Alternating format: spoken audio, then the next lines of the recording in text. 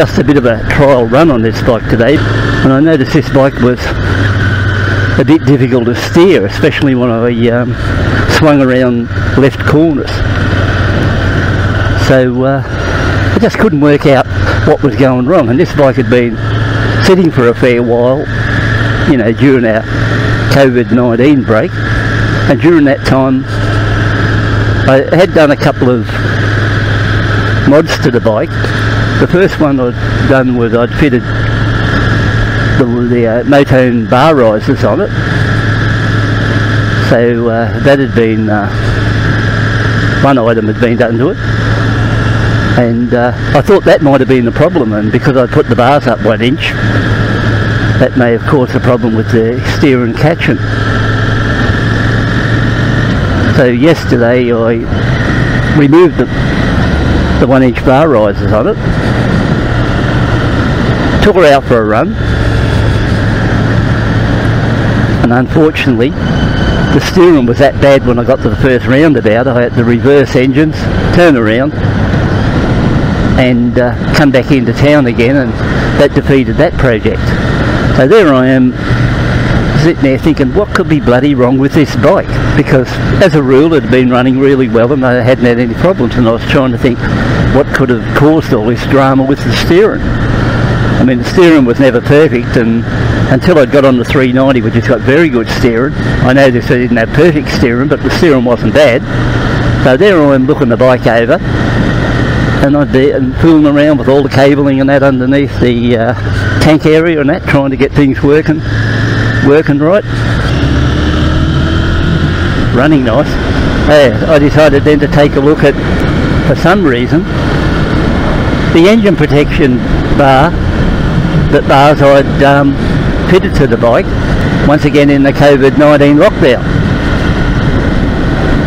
So first thing, I had a close look at it, got the wife to sit on the back of the bike and then put the bike on the centre stand and then have the front wheel off the ground, put the bike on the left block, and found on the left block the clutch cable, which at this stage ran across the top of the crash bars, was virtually on an extended lock.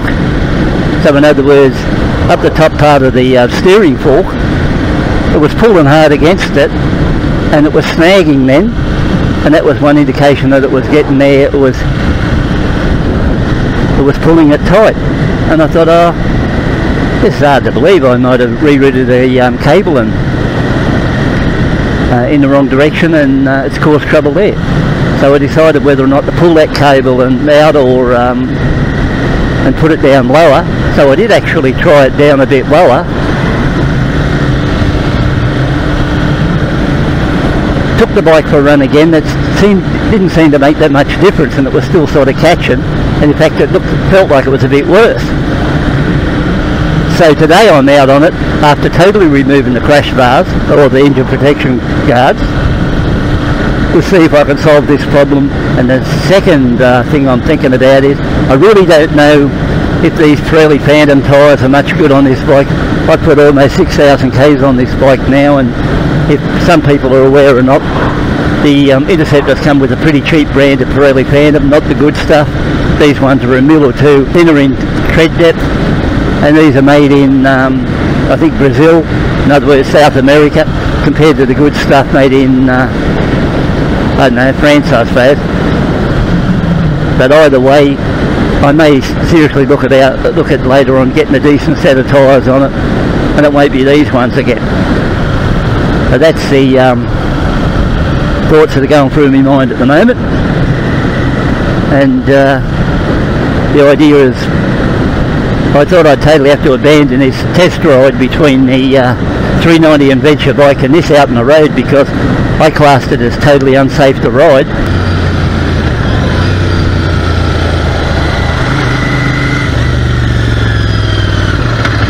It's a long weekend in Australia, so a lot of drivers out on the road.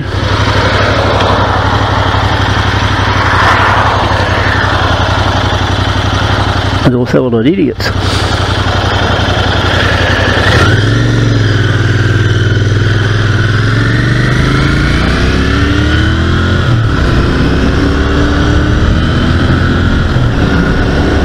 always a problem when you do a clutch adjustment, or when you remove the clutch cable and put it back on, whether or not you strike it back up to where it was. But so far this appears to be fairly well close to on target. The clutch change is good, so that's promising. I've got this spot lined up where I want to do a drone shot, a new drone shot for this bike, so I'm going to take a risk and go around and hopefully throw the drone up and do it. Could be a risky drone shot, so what I mean by risky is I'm going to have to put this drone under a railway tunnel full of water, so if something goes wrong I'll be buying another drone. Now the other thing is, if this steering isn't 100%, which it's sort of still hard to say if it's better, but it's still hard to say if it's totally as good as it should be. The other choice might be I might have to pull the front forks out and re-grease the bearings in the steering head.